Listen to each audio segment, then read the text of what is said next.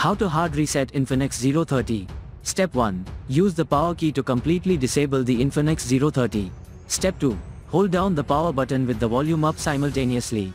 Step 3. Let go the power key after the Infinix logo pops up, but keep holding the volume up solo.